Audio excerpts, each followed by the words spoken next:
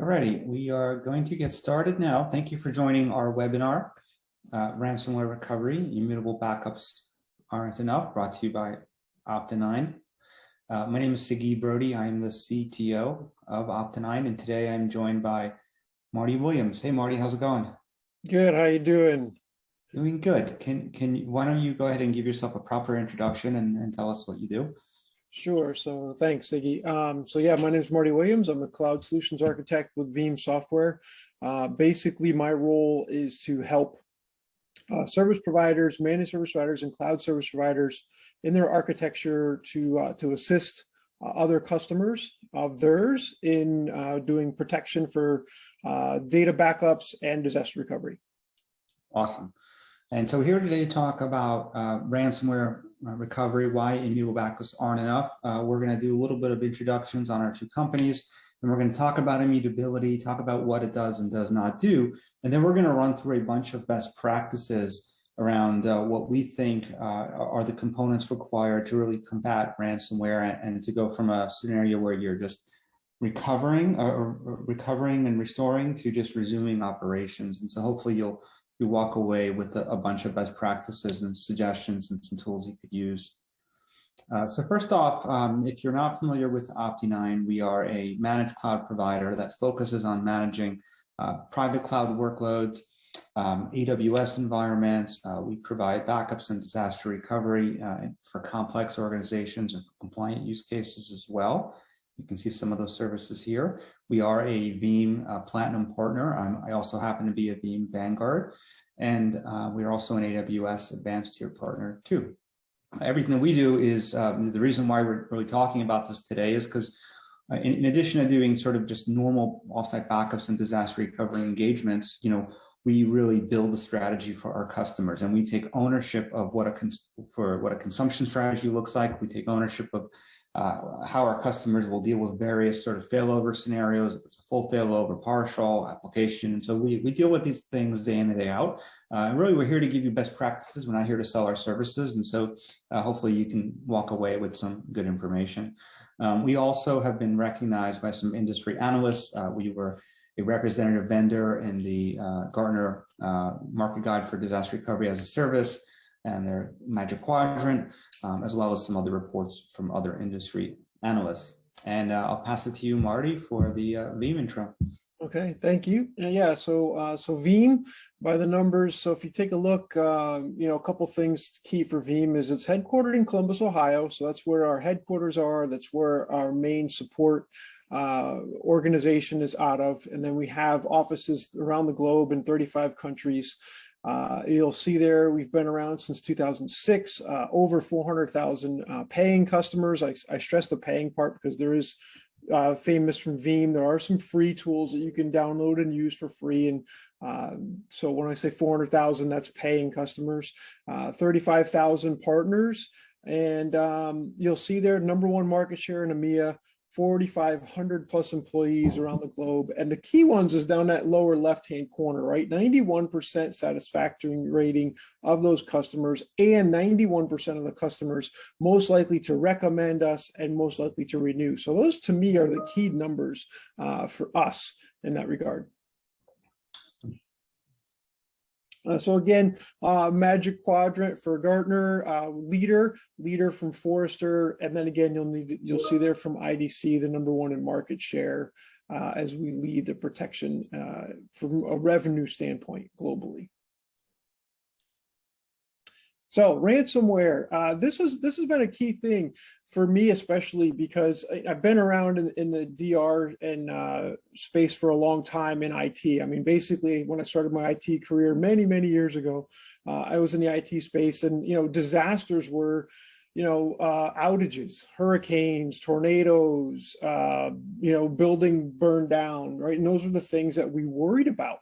And now you'll notice that it's really ransomware, right? The number one reason that people are worried about things is that ransomware protection, because you're more likely to have a ransomware attack than you are to have a hurricane, actually, depending on where you live. A couple things there, 170,000 ransomware dollars paid out on average, right? And then 35% on average data loss, which basically means data that you cannot get back. whether you pay the ransom or not. That's the data that you can't get back. And as our CTO likes to say, is data is the new gold, right? The data that your company has, that is your customers, your proprietary information, that's really where the gold value is in your company. All right. And so this is a key piece of the puzzle, right? Did you know that ransomware is a huge problem, even if you have a full backup strategy? So having a backup is not the end game, right? Having a backup is just a piece of the puzzle. And in how you do the backups, how you store those backups is all, again, just part of that overall strategy. It's very key to think about this from that perspective. And go ahead, Siggy, you go to the next one there. So some key things here is the reason why these are up here is, especially like I know the Colonial Pipeline, they had good, solid backups. And yet they still paid the ransom because of issues with those backups. And those, when I say issues with backups, it could be not being able to do recoveries, or it could be that the backups themselves were also affected by ransomware, right? Today, most backups sit on a disk-based system, and disk-based systems, it's a file that's sitting on disk that could be encrypted just like your actual production data. So those are some key customer scenarios that thinking about that, right? And that goes right into the why immutability. So like I said, your backups that are sitting on disk are on disk, they're files, they're just as much a target from ransomware encryption as your production data. So immutability is a popularized because, again, attacks are coming at those tools, and attacks are going at those software and those files that are doing backups. It's key to know the data mover that's moving that data to the backup location is a piece of the puzzle, right? Because if I can attack the backup software, I can attack that data mover, which has that access to those files that are in that repository. So think about that as an attack surface that's available to a ransomware. So you want to think about having your backup software segregated. And that's going to go right into the next piece of the puzzle, right? So protecting that data mover. So when you build your software and your backup strategy, you want to consider having that being a completely isolated network. Segment that network off of all of the backup infrastructure.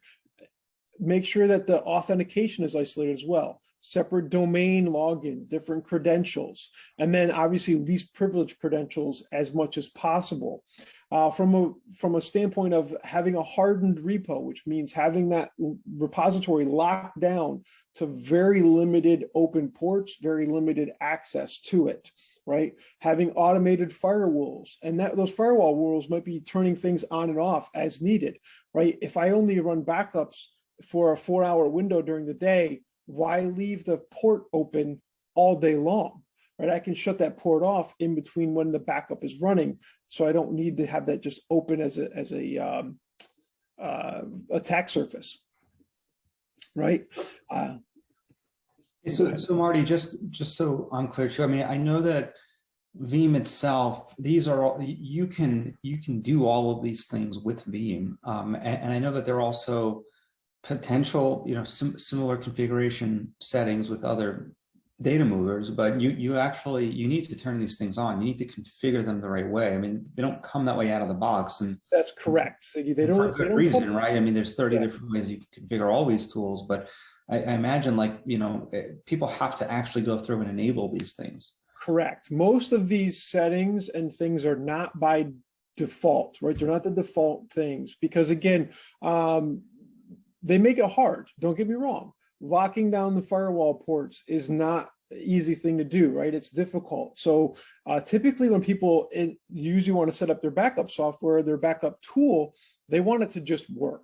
I want it to work out of the box. I want to make sure my backups are successful because that is key. Having good backups and having your backups successful is just a small part of the puzzle.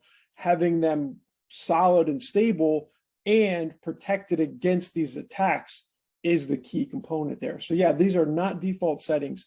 They're things that you definitely want to think about how to set them up, how to make sure you put them into practice, and keeping them separated from that environment, right?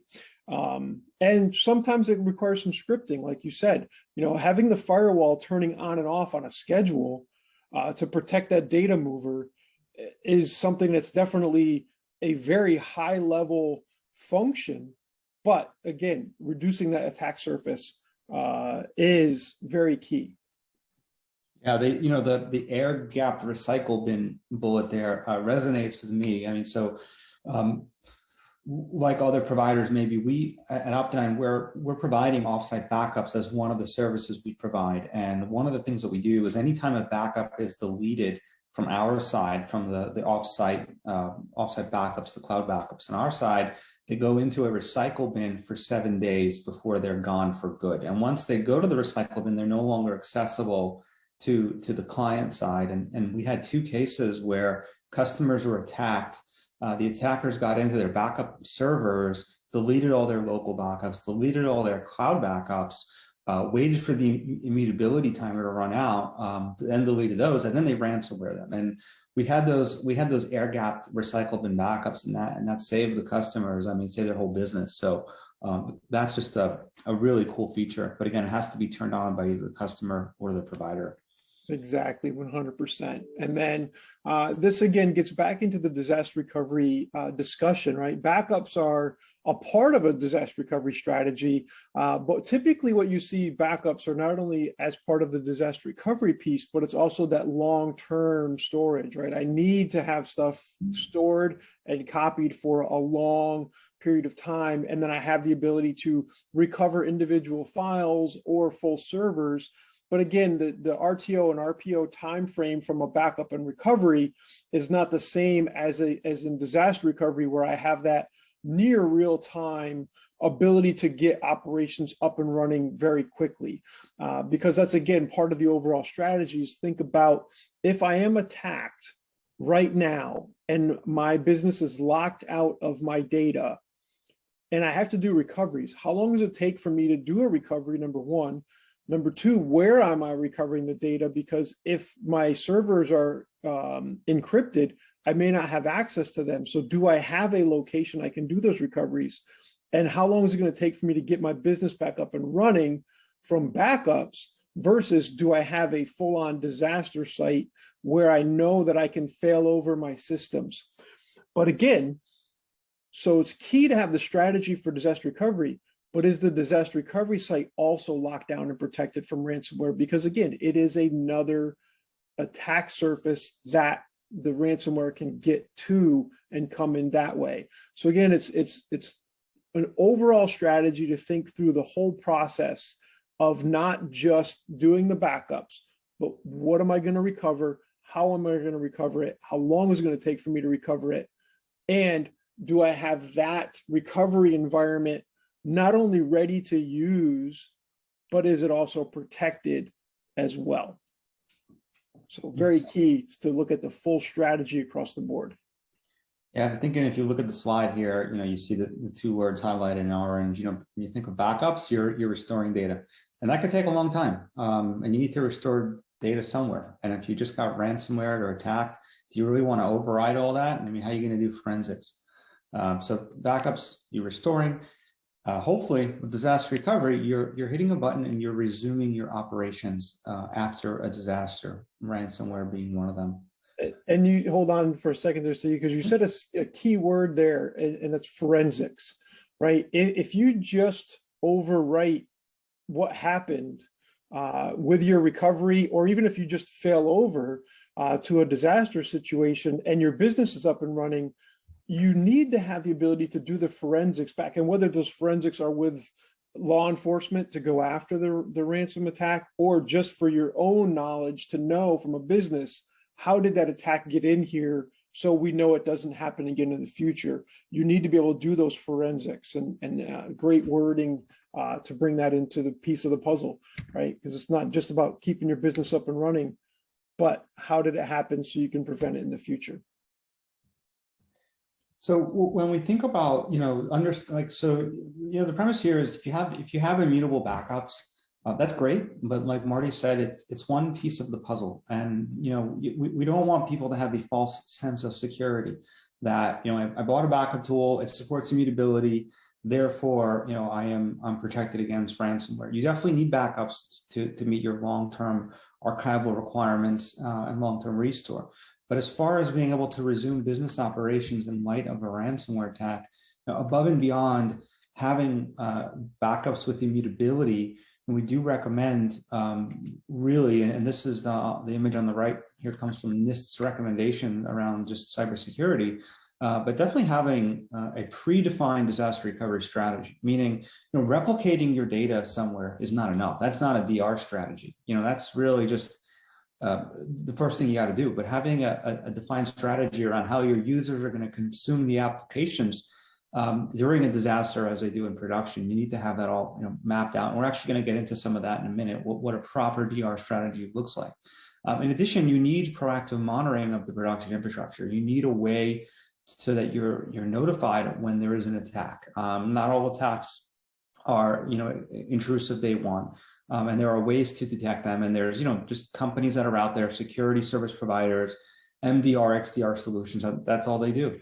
They're watching your environment, looking for anomalies, and notifying you. So absolutely, you need that. One of the things I'll show you at the end is how the backup and DR infrastructure can actually help you detect anomalies as well. But monitoring, absolute requirement.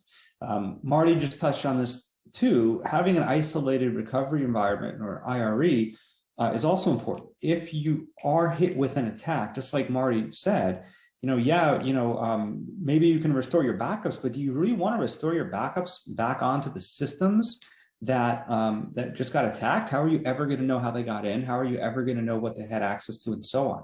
You need a separate environment to recover to that's isolated and not connected to where the attack occurred. And that could look like a disaster recovery site. Now, some of these backup tools out there, Veeam included, they support this mode where you can just boot up your backups and you can run from the backup or run from the backup appliance. I like to call those like boot and browse, capabilities. Typically, your backup server is not going to have the right resources to run your entire infrastructure from there. Yeah, you can boot up a VM instantly and access it, but is that really your DR solution where you're going to run from? Even if you're going to do it with the public cloud, it has to be pre-configured. And so the isolated recovery environment, knowing where you're going to recover to, is important. The next thing is protection of the data mover itself. Like Marty was just mentioning, attackers are going after the data mover. And why would they do that? Because the data mover, inherently based on how it works, it has access to read and write and modify all of the backups and the DR replicas. Now, immutability is good to help us with prevention of them deleting the backups. But if they can get into the data mover, they can start doing things like disabling immutability and then waiting for the immutability timer to run out and then deleting everything.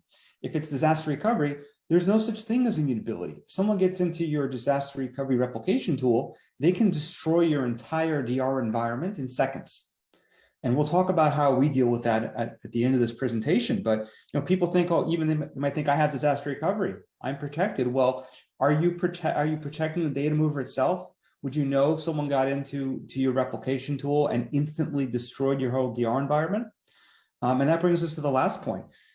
Instant air gapping capabilities of the offsite DR and of the offsite backups. Do you have a capability where if you think an attacker is in your environment, that you could instantly shut down the DR environment in every capacity to reduce the blast radius? So we'll talk about how you can accomplish some of those things. And as we just said, with disaster recovery can help only if it's been tested, if there's a defined strategy, if your users can use it the same way they use their production environment, if you know when you got hit, and if you can isolate it. And so when we at Opti9 think about, sort of the requirements for disaster recovery, since that's a service that we provide, whatever your critical environment looks like, whatever your critical production platforms look like, you have to be able to protect it all.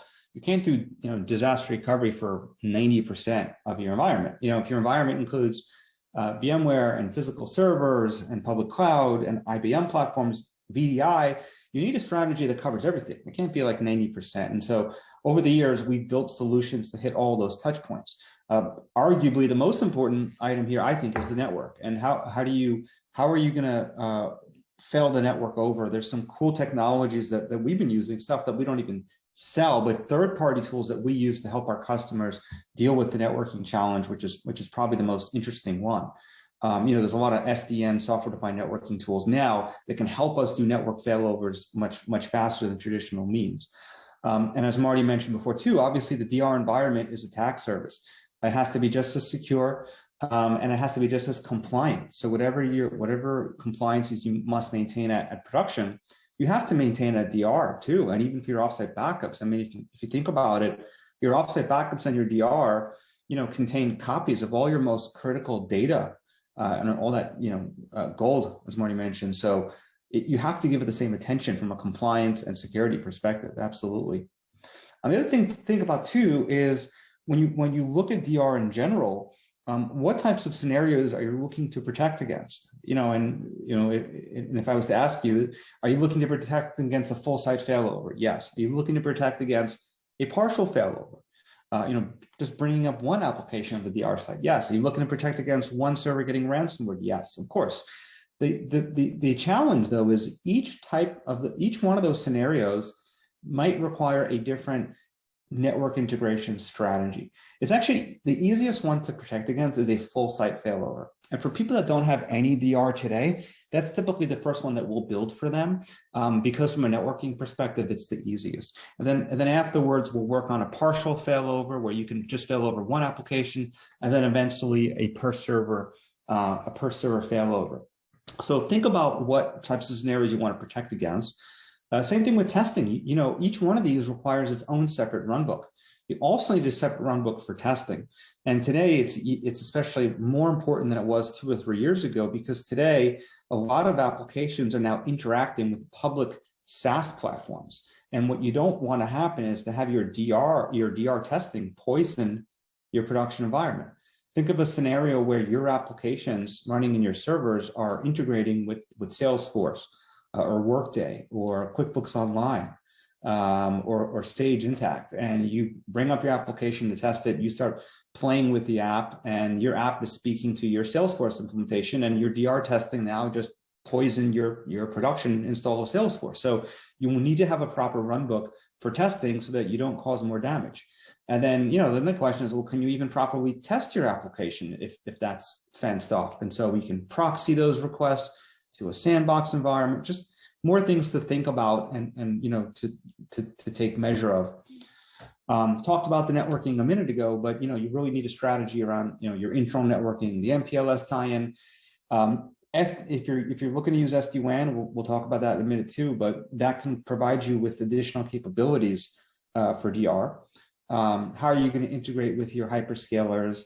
And how are you going to deal with public IP addresses? Don't think that BGP, don't think that that's the be all end all. We own our own IPs, therefore we can just fail them over. Well, that's great, but if you know anything about BGP, you know that you can only fail over an entire block of IPs at a time. So that only helps you for the full site failover scenario. Owning your own IP blocks does not help you for a partial failover or for an individual ransomware attack. Can I jump in here, Siggy? Yeah. One of the things too that I like to stress to customers and to partners is the recovery and or the replication of a server is only a small portion of the puzzle, and the networking piece is the key piece here, because if I recover my SQL server and it's up and running, right, and I can even verify, I can verify that it's up. I can look at the SQL port and verify the SQL port's open. I can log into the SQL database and see the transactions. But if I can't communicate to it from the application or the users that are using the application talk to the SQL database, what difference does it make if it's up and running, right? The key component is the communication to it for that accessibility. And that's all networking, right? Whether those are firewall ports, connectivity, VPN tunnels, MPLS, whatever that connectivity is, that's the key component to a disaster recovery strategy. Because again, getting the server up and running is just a fraction of the piece of the puzzle, It's getting the tie-ins and the integrations with all of the servers, all of the applications, and all of those services, and then making that available to my users whether that's public users coming from the outside or it's internal users of my employees. They have to be able to access that information. Yeah, and that's a really good point. What we noticed too is the more mature and properly configured your production network is, the better your DR strategy will be. Unfortunately, we've noticed a lot of customers just have big flat networks. Everything's in one VLAN, and as Marty mentioned, you fail over an individual server unless you're doing some ugly layer 2 stretch stuff. It's difficult to integrate. And so we recommend having each app in its own subnet, and we replicate apps at a time. You can certainly use VXLAN and other overlay technologies to do the stretch in a better way. And so there's a whole bag of tricks that we use for the internal network integration. I'll show you 2 of them in a minute. In fact, I think that's next up. Yeah, I mean, one of the things we noticed with networking is traditionally people have had to replicate whatever interconnection or third-party connections that they had at production at the DR site. If you have a private connection to Fiserv at production and private connection to AWS and your MPLS and 5 others, you really couldn't get around the fact that you needed to duplicate all those at DR and pay for double the connections and monitor another set of routers, and typically people don't even know that those things haven't been working until they go to actually fail over, and it's a huge amount of overhead. So one of the things that we found was there's a bunch of great software-defined interconnection platforms that are out there that just like with Veeam and disaster recovery as a service, we can just fail over actual workloads.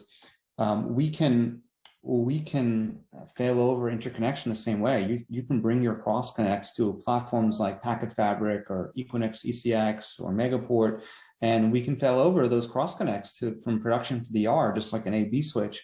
And we just, we reduce the complexity, we reduce the overhead, we reduce the cost, and we can do fail over, fail back of physical cross connects. So again, we don't sell the service, but as part of our strategy, we recommend our customers look at it. Likewise, we mentioned SD-WAN before. SD-WAN is a great sort of just corporate WAN tool, but because it's policy-based, we also found that it's a great workload mobility tool where you can pre-build policy for each of your applications, and during a DR event, you can just enable specific policy for one app for your organization and really fail over individual apps from production to DR and not mess with any routers or any IP changes or any of that. And so if you're already looking at SD-WAN, that's great, and you can certainly use it to provide you with a better disaster recovery and ransomware mitigation capability. Another thing is like, what are the dependencies that your infrastructure runs on? We would recommend running authentication, security, and networking always on at the DR site. Marty mentioned SQL servers before. SQL servers happen to be a really interesting use case when it comes to DR. If you have a single SQL server at production and it's in use by multiple applications, and one of those applications gets ransomwared and you want to fail it over, are you failing over that shared SQL server? Now you're going to end up with a scenario where you have apps on both sides writing to their local server and you're never going to be able to recover. And so, there's strategies for that and for all these, and a lot of times the strategy has nothing to do with replication. Maybe it's segmenting out the SQL server. Maybe it's building an always-on availability group in a cluster between the sites. VDI has its own set of challenges. How are you going to bring your VDI infrastructure over? And so what we do is we do dependency mapping and understand what the requirements are dependency-wise per app and come up with an overarching strategy to deal with those as far as DR. And as I mentioned before, you need to have a run book for every type of scenario. If it's a full failover, partial failover per app, testing as well. And I think we touched on it too, but whatever you're doing at production for security, however you're protecting your production environment, you got to do the same thing at DR. If you have an MSSP that's monitoring your production, they have to be monitoring your DR site.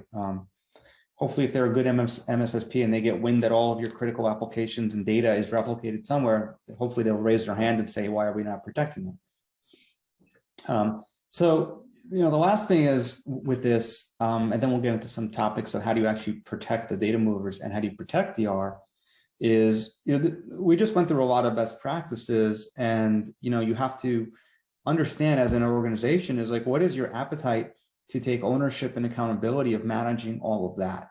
Would you like to manage all of those components and infrastructure, or would you rather just manage a vendor who's doing right? And there's really no right or wrong. Like, do you want to walk into Home Depot and buy all the pieces and put them together and manage them, or do you want to just consume it as a service? And this is obviously the age-old question with services and cloud and all of that. And so at Opti9, we are providing disaster recovery as a service, and we basically will take ownership of all of those components and deliver it via an SLA. And that's why we talk about these things, because we've done hundreds of these implementations, and they're all different, and they're different industries and different applications and use cases. So obviously we built some interesting tools to do that.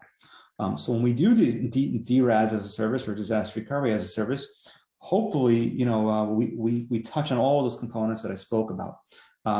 And all of those items really come from our battle scars over the years of dealing with all these different sorts of scenarios and edge cases from different customers. All of the best practices, though, are ones that obviously if you're doing it yourself, you should also be mindful of. But as a service, we provide fully managed disaster recovery. We're monitoring the environments. We're going to own failover. We're going to own failback. We're going to own testing. We're going to own the network strategy, the runbooks, so on and so forth. And I can show you many examples of what those look like. And these are just some screenshots of our portal, just to give you an idea of sort of the interface and the integrations and what you get access to. And then sort of the last topic is, okay, so let's say you already have disaster recovery. Let's say you're doing it yourself today. Let's say you have a DR site. And so, maybe you're checking up, you're ticking some of the boxes we spoke about. You have your immutable backups, great. You have disaster recovery into a separate environment. You can fail over, you can hit the rewind button and all of that. And so what I would say is in order to really have those assurances, keep in mind what we said before, the data mover is a point of exposure. If somebody can get into your disaster recovery replication tool, because of how DR works, they can destroy your DR site, because the replication tool is constantly writing and modifying the DR site. There's no immutability there. And so you have to protect the data movers using some of the strategies that Marty mentioned before. You also need to keep a long journal history so that you can hit the rewind button at the DR site. You need to be replicating multiple checkpoints. And then you also need to be able to detect when there are anomalies or problems, right? I mean, if you want to fail back, if you want to fail over, you need to know when you got hit. And you also need to be able to quickly detect problems with your environment that someone's in there. So, focus on the data mover. If you're already at that level of maturity, focus on the data mover as that point of exposure. What we're doing at Opti9 to try to deal with these sorts of threats are, and this is something that no one's really seen before publicly, but that we'll be announcing in the near future, is we will start offering, we built additional capabilities to detect threats, where we are constantly pulling data from our offsite backups and disaster recovery customers, and we're pulling a ton of information from their backups and replication data movers to detect anomalies, to detect threats. And we're looking at components like servers that have large changes that are incremental backup size or replicas, or changes that are job modifications, if the definition of a backup or replication job is changed, or the retention settings are changed, or if encryption is disabled, or if the number of replica points are modified. We're looking at all those, and we're using artificial intelligence and machine learning to detect anomalies, right? We're not just counting the number of events, but we're looking at anomalies to the normal behavior of your environment. And so we're doing this threat detection, anomaly protection through the lens of the backup and DR server, and we're providing all of that as on a per server basis, where you can drill down and find anomalies. So this is nice because if there is an attack, it'll tell you exactly when it happened, and you can see when the anomalies in your environment occurred. The other thing that we're doing with this capability is allowing you to get notified when we think there's a threat based on an anomaly score. And also, we're allowing our customers to air gap their DR and offsite backups environment. So if you think something's going on with your environment and you think there might be an attacker, and you can go into our portal and you can hit the big red button and immediately air gap your DR infrastructure, reduce the blast zone, prevent alteration or deletion of that DR environment if we think someone's in there. We can also auto air gap based on the threats and the anomalies that we see. And so, this new offering that we're coming out with will have these capabilities. If you like some of these alerts, if you want to know anytime there's a suspicious backup size change, or anytime encryption is disabled, or any of these other components, you can just enable alerting too and getting immediate alerts. I mean, the power is really in the anomaly detection and the machine learning, but this type of information is also used for other purposes. So I would say you need to understand changes to your environment, and you do need to be able to air gap DR, because anyone in the data mover can destroy the DR environment. Immutability, no immutability, that's a problem. And that's really it. Hopefully you got some best practices out of the talk and made you think about a few things. Everyone who attended the webinar will be added to a drawing for, I think we're giving away a few gift cards. And if you have any questions or want to talk to us more about it, even if you're doing DR yourself, even if you just want to talk strategy, we live and breathe this stuff all day, so we'd be happy to jump on a call with you. You can email us at sales@opti9tech.com. And if you do have questions, feel free to put them in the chat room now. And let me see if we have any.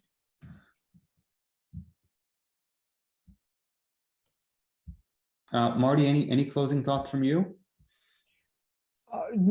Going back to the anomaly thing, that's a key piece that can be done, right? Is to watch for certain things, incremental backup size, right?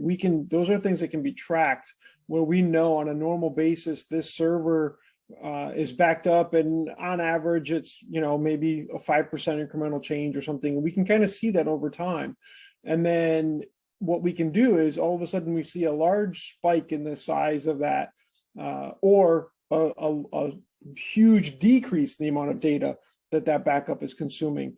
And those anomalies can be used to determine, hey, it doesn't mean necessarily that ransomware was there, but that can be determined to say it may be there. You might want to take a look at it. So those things like that, and the services that you guys are adding to check for those anomalies and those differences, and the ability to have a button to say, hey, lock out this environment so that my DR environment is isolated, are great pieces to get into that new strategy for this type of protection from ransomware. Thanks, Marty. And there was one question that came in just regarding cloud native workloads, and how do you achieve some of these things when your production is running in cloud native? Maybe it's running on AWS using PaaS and using serverless. And just because to answer that question, great question. Just because you're running on top of a public cloud does not mean that you're not susceptible to these threats. Within the same lens, your AWS console at that point is really the attack surface. Somebody can get into that console. Obviously, they can destroy your environment, maybe your production NDR environments, the same way that someone getting into the data mover can. And so at Opti9, we're actually going to be releasing in the near future disaster recovery as a service for cloud native environments as well. And we're trying to bring all of these best practices and components to AWS. And I think that just kind of goes back to this big misnomer that people think if they're using public cloud, they're protected. There's resilience. There's redundancies. It's really not the case. It's just a different type of threat. In many ways, it's a more complex threat to monitor for and deal with. So again, happy to discuss that offline. Great question. And we will be announcing the raffle winners on LinkedIn tomorrow morning at 9 a.m. Central, 10 a.m. Eastern. So be sure to look on LinkedIn and follow us there. And thank you for your time. Have a great day. Thanks, everybody.